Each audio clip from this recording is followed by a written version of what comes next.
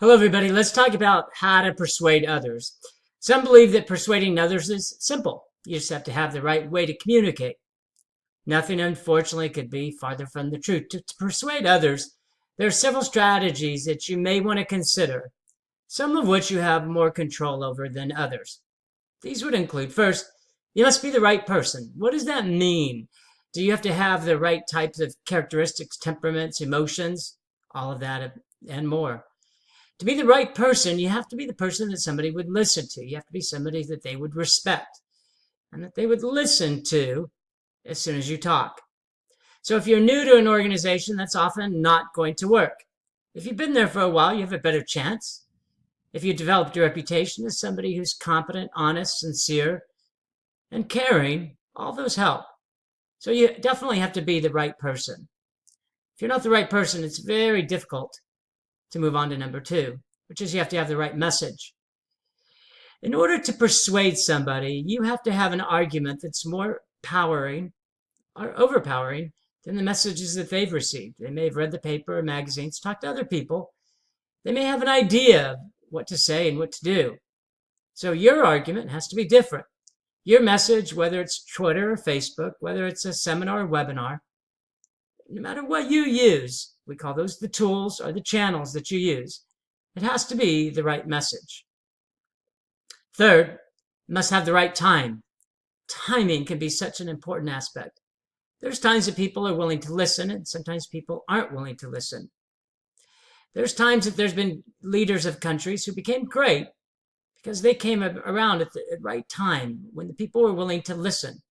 One of the great examples is in the 1970s when several British governments fell because the unions were too powerful.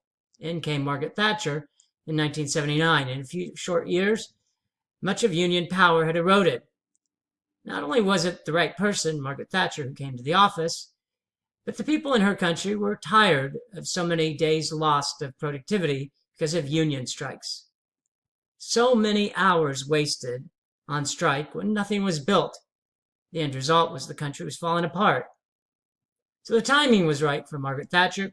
She, of course, took advantage of it. Other leaders may not have. So it is a combination of the right time and the right type of leader.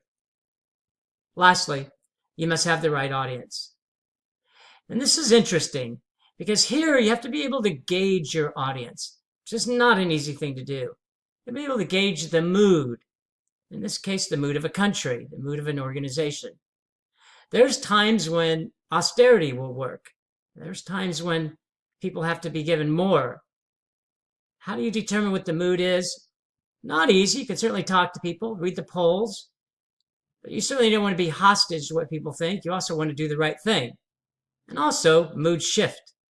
So it's a very perilous aspect when you have to know what your audience is, who your audience is. And the audience of today is often not the audience of tomorrow. Talk to anybody who's a movie star or someone who's a pop singer. They have hit after hit, but all of a sudden the hits stop coming. Their voice hasn't changed. The music really hasn't changed, but what people want has. Their audience has shifted. So to persuade others, you have to be the right person. You have to have the right message. You have to have the right time, and you have to have the right audience. If you can gauge these four aspects as you try to persuade other people, you have the best chance of being the person who can persuade others to do what you think is in the best interest of everyone. Thank you, everybody.